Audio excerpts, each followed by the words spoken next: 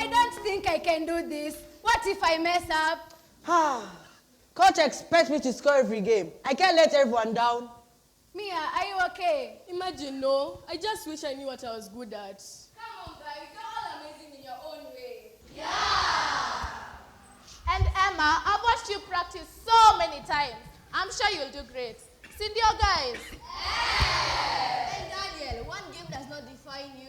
Yes. And Mia, remember that time we built a spaghetti tower back in science class? That was amazing. It collapsed in 30 seconds. But for 29 seconds, it was a masterpiece. At least he didn't hit the principal like my soccer ball last week.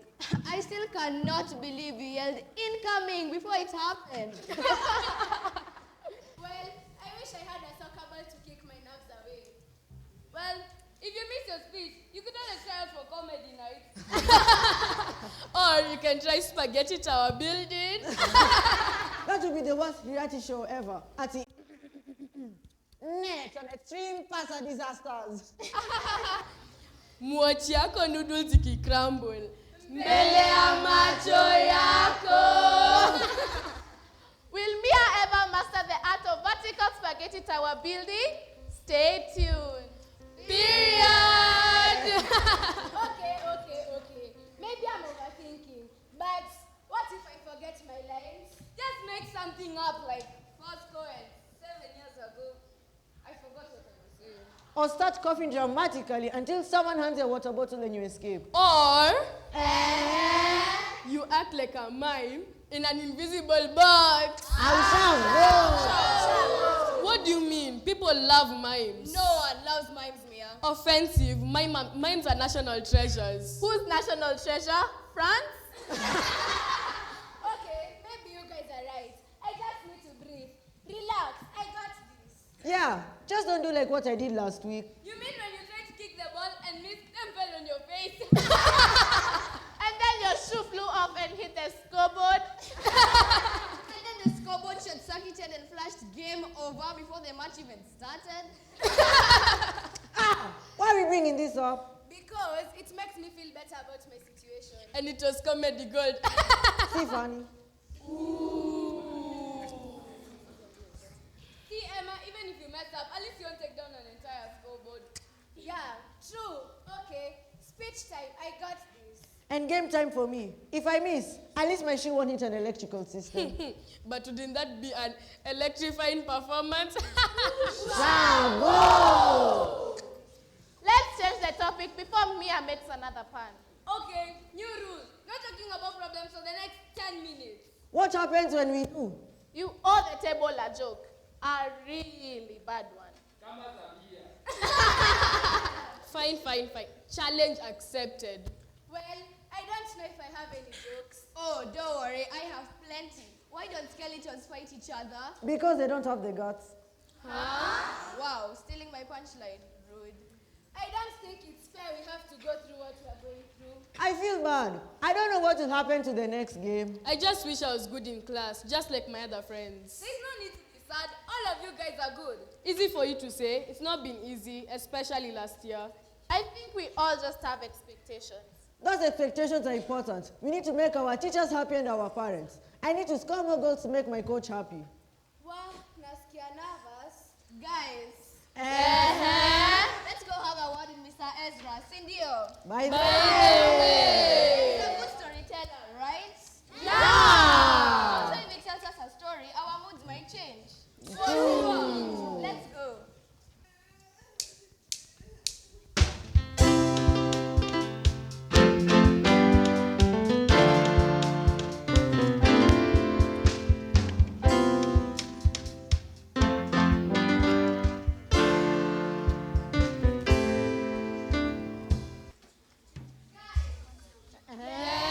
We are finally at Mr. Ezra's home. Go Olive! Mr. Ezra! Mr. Ezra! Mr. Ezra! Mr. Ezra! Mr. Ezra! Mr. Ezra! Down, calm down. I am here. My little adventurers. Are you ready for a story? Yes! Mr.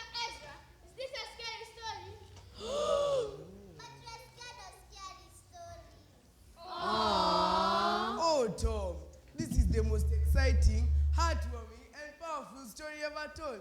It's about a man who walked on water, fed thousands with just healthy food, and even... I know. He was a magician. Not quite, Lucy. He didn't do tricks. He performed miracles. His name is Jesus Christ. Oh, I know him. My grandma used to talk about him all the time. She said he could even make blind people see. That's right, Daniel. And today, I'll tell you a story on how Jesus calmed a storm. I hear that you guys are going through a lot. Yes, we are. So one day, as Jesus and his disciples got into a boat to cross a huge lake, the day was warm, the water calm, and Jesus, being quite tired, decided to take a nap. Wait, Jesus took naps, just like my baby brother. Aww. He sure did, Sarah. While Jesus was sleeping, a terrible storm came. The winds howled, the waves crashed, and the boat rocked back and forth. Oh no, we're going to sink. That's exactly what the disciples thought. Jesus got into the boat with the disciples to sail on a big lake, a very big lake. As Jesus was sleeping, a terrible storm came. The winds crashed, the waves crashed, and the boat rocked back and forth. Oh no, we're going to sink. That's exactly what the disciples thought. They shook Jesus awake. Jesus! Jesus! Jesus! They shouted, Lord, save us! and then guess what happened? What? Jesus simply stood up, looked at the wild storm and said, "Peace, be still." Then guess what happened? What? The wind stopped, the waves calmed, and everything became peaceful again.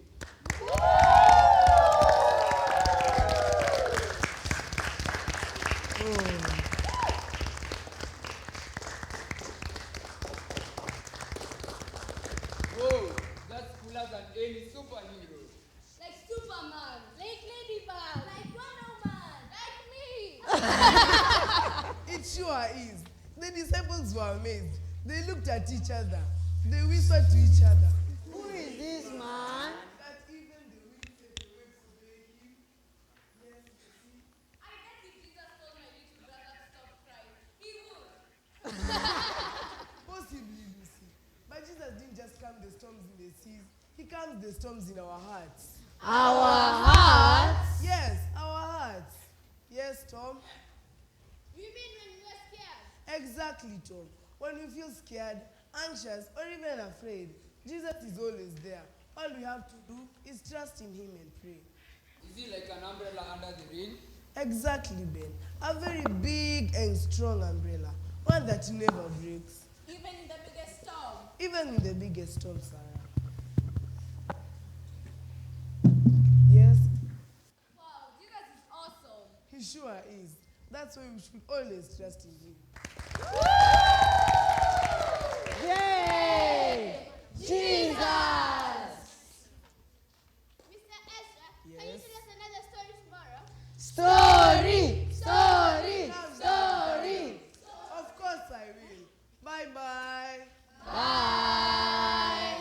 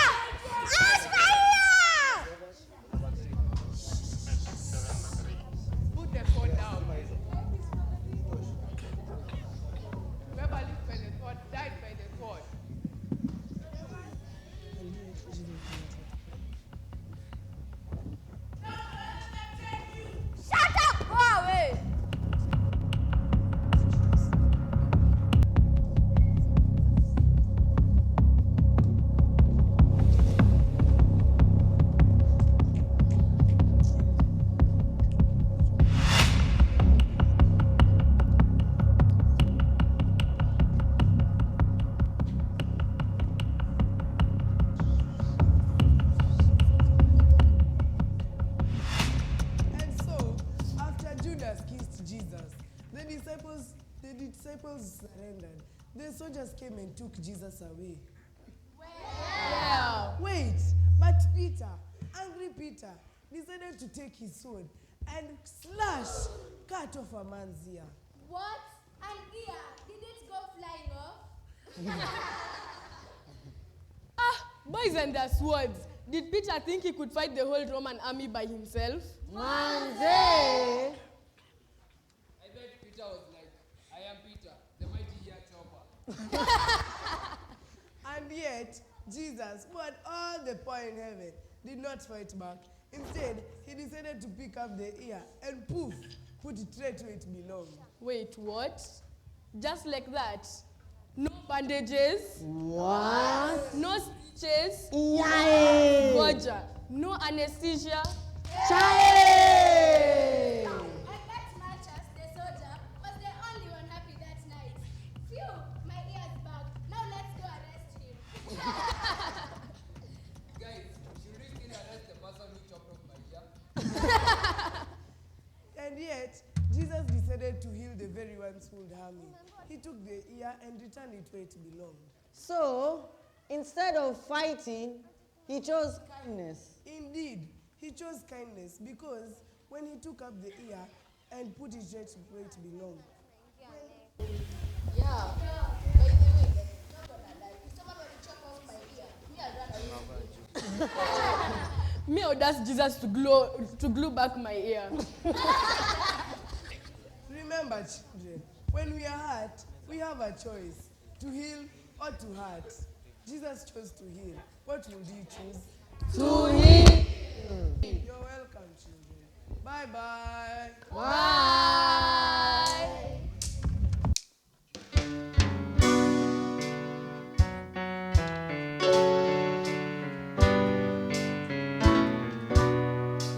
Your ways are not alone, no sword shall break what lovers hold. You take the chains, you choose the pain, and yet you love us just the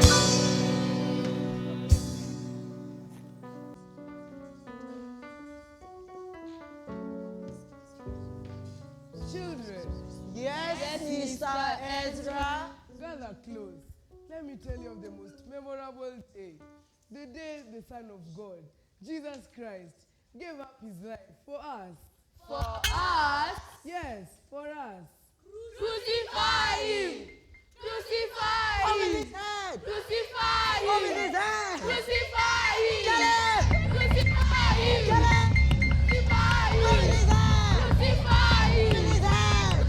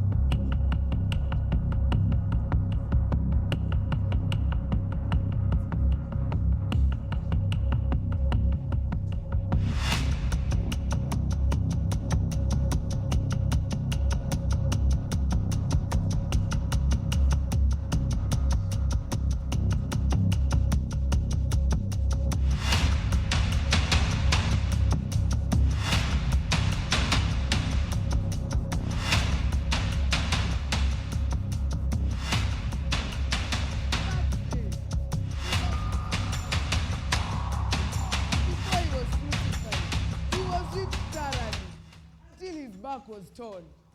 He was crucified with 2 thieves. The thief on the right said, Save yourself and save us too. The thief on the left said. Lord, remember me when you come into your kingdom. Then Jesus said, Today, you'll be with me in paradise. and in his last breath, Jesus said, It is finished.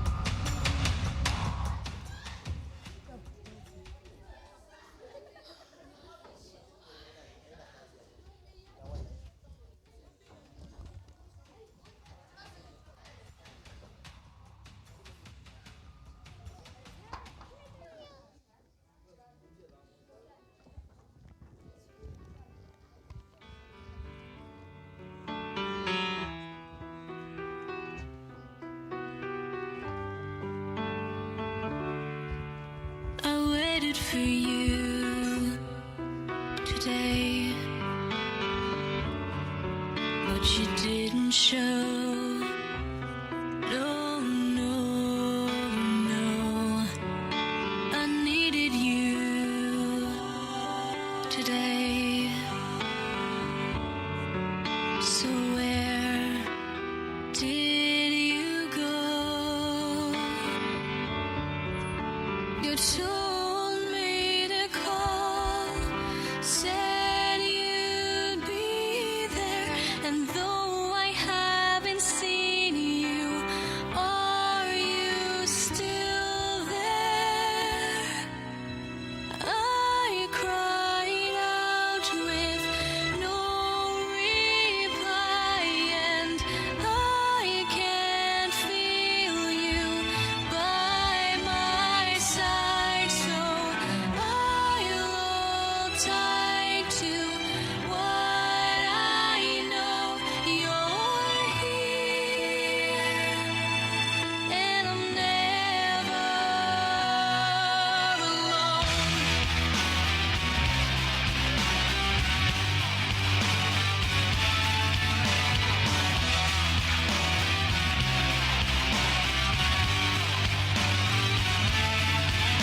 And though I can not see you, and I can't explain why, such a deep, deep reassurance that you've placed in my life. We cannot separate, 'cause you're part of me, and though you're invisible, trust the unseen. I cried out with no reply, and I can't feel you by my side, so I'll hold tight to what I know. You're here, and I'm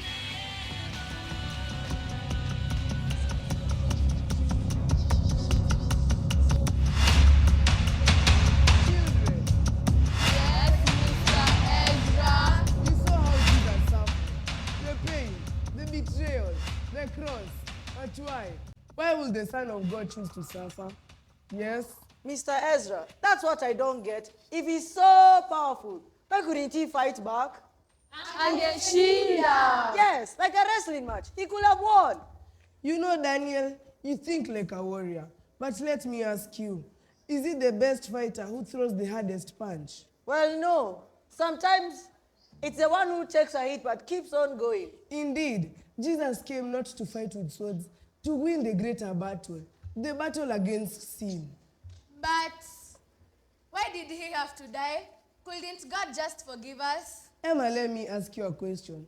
Have you ever made a mistake, then felt you weren't good enough? All the time. Yes, we have. Exactly. Exactly what sin does.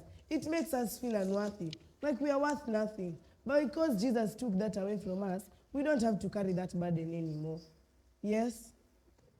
So you mean Jesus died to show us we are worth something? Yes. That's the reason he died. He died to show us, no matter how weak or afraid you feel, God says his love is more than enough. But if he died, wouldn't that be the end? What's the point of that? Ah, my children, that is the best part of the story. 3 days after the body of Jesus was placed in the tomb, something miraculous happened. What? He rose again. Yes. Now that is a comeback. Indeed, Jesus won, not by loving, not by hurting, but by loving. And because of him, we do not have to be afraid of death or even sin. So, even if I feel weak or strong, I still matter. Let me tell you, Emma, no matter how big or small you are loved more beyond measure, without measure. Mr. Ezra, Yes. thank you for telling us that amazing story. Yes, indeed. You're welcome, children. Is that all? Yes. Bye-bye. Bye.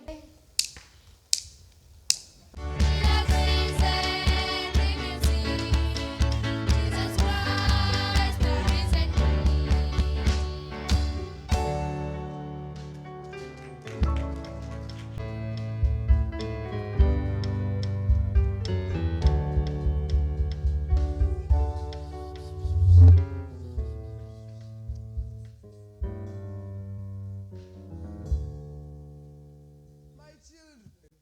Yes, Mr. Ezra. Yesterday, we spoke of the cross, Jesus' death and suffering.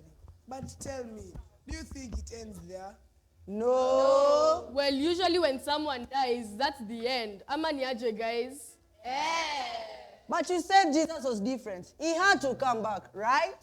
Yeah. Like a champion who's down in a fight but stands up again. Let me tell you, Daniel. 3 days after the body of Jesus was placed in the tomb, something miraculous happened. Wait, did people see him? How do we know? Let me tell you. 3 days after the body of Jesus was placed in the tomb, some faithful followers of Jesus, some women, went to visit him. But when they got there, the stone was rolled away. What? Oh my, but who moved it? Not soldiers, not his disciples. Then who? It was God. The power of heaven filled that tomb, and Jesus walked out alive. That's the ultimate victory. But can I ask, Yes. did anyone actually see him or was it just rumors? Let me tell you, Daniel. He appeared to Mary Magdalene first, then to the disciples, then to over 500 people at once. Then, why did he come back? If he already saved us on the cross by dying, why not just stay in heaven? He came back. His resurrection is a sign for hope, proof that light will always overcome darkness. So you mean that even when it seems like all is lost, there's still hope? Always, because he lives, we have a reason to rejoice.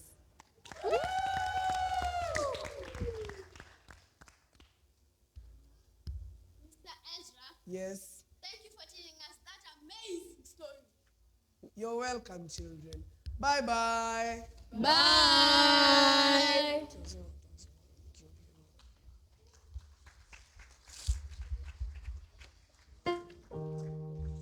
Why do you seek the living among the dead? Jesus is not here. He has risen, just as he said. He's alive. Now go and tell everyone. Let's go tell others, and also his disciples, Peter, James, and James. Let's go. Guys, wait. That is Jesus.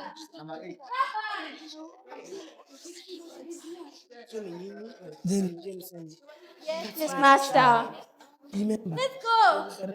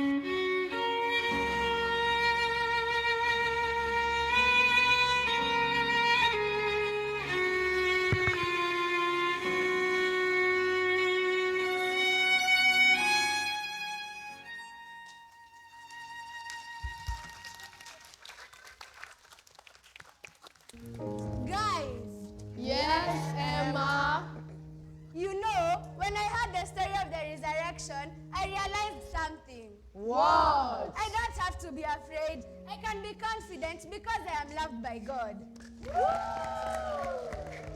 Where and I Yes, Nia. realize I have a talent, my voice. I want to encourage others. That's what I want to do. And me, Yes, Daniel. I've realized that winning is not always everything, but now I know the truth. I am enough. So what do we do with all that we've learned? We share it. We help others find the same hope we did. Then let's go. We all felt like we weren't enough, like we weren't needed. But we have all learned that We are loved, we have purpose, and we are strong.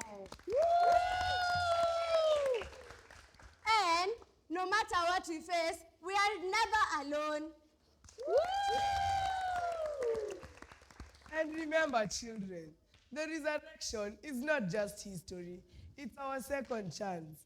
Proof that light will always overcome darkness. Yes. Thank you, Mr. Ezra, for telling us all of those wonderful stories. You're welcome. And so, what do we say? Thank you for anchoring our elevation. You're welcome, children. Woo!